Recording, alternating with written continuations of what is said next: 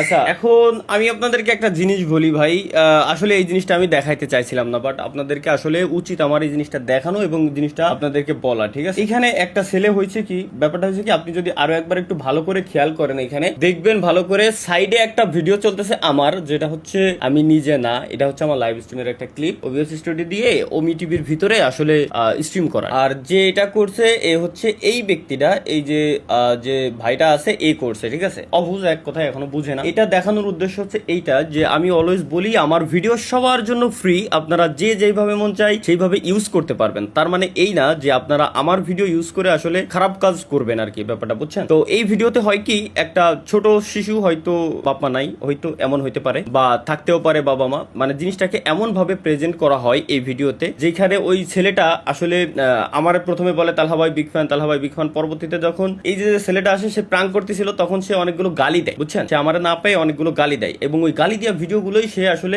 Publish করে দেয় Facebook পেজে, এবং এই ভিডিওতে অনেক মিলিয়ন ভিউজ আছে, প্রচুর পরিমাণে ছড়াইছে আর কি, অনেকগুলো পেজেও আপলোড করা হয়েছে এই সেম ভিডিও ক্লিপটা। তো আমার ভিডিও ফ্রি, তার মানে এই না যে আপনি যেইভাবে মন চাই আসলে খারাপ ভাবে প্রেজেন্ট করবেন আমার ভিডিওটা দিয়ে। এখন যে ছেলেটা গালি দিল তার যদি বাবা মা থাকে, তার বাবা মার কাছ পর্যন্ত ভিডিওটা পৌঁছাইছে অবশ্যই। এখন তার বাবা মা যদি তারে কোনো শাস্তি দেয়, তার সমাজ তারে কি বলবে, সমাজ তারে কোন চোখে দেখবে, এটা কিন্তু একটা ভাবার বিষয়। ওই ছেলেটা যদি সহ্য করতে না পারে, ওই ছেলেটার কিছু একটা হয়ে যায়, কি হওয়ার কথা বলতেছি আশা করি বুঝতে পারতেছেন, কিছু একটা হয়ে যায়, তখন সম্পূর্ণ দায়ভার থাকবে যে ছেলেটা ভিডিও করছে, অবশ্যই তার, সে কি দায়ভারটা নেবে? তারে যতই আমি ছোট বলি আর কি, হয়তো আমাদের থেকে বয়স অনেক ছোট, 16-17 বছর হয়তো বয়স হবে, বা ম্যাক্স টু ম্যাক্স 20 বছর বয়স হবে, এর বেশি না, কিন্তু সামান্য কিছু ভিউজ পাওয়ার জন্য তারা যখন ফেসবুকে এই ধরনের ভিডিও আপলোড করে, ওখানে নাম খারাপ হয় আমার, কারণ ওই ভিডিওতে সে শো করছে আমাকে, আমার জিনিসটা শো করে, মানে আমার ভিডিওটা শো করে সে ওইভাবে ভিডিওটা প্রেজেন্ট করছে। সে ভালোভাবে প্রেজেন্ট করতে পারতো, বা গালির যে সিনগুলো আছে এগুলো সে সরাই দিতে পারতো, সে কাট করে দিতে পারতো, কিন্তু সে সেগুলো করে নেই। কেন? কারণ সে জানে যে এগুলো রাখলে সে ভিউজ পাবে। তো এনিওয়ে, এটা হচ্ছে মূলত মেসেজ দেওয়ার জন্য। আমি চাইছিলাম না যে জিনিসগুলো আসলে আপনাদেরকে দেখানো হোক, বাট আমি চাচ্ছি যে আপনাদেরকে জিনিসটা মেসেজ দিয়ে রাখি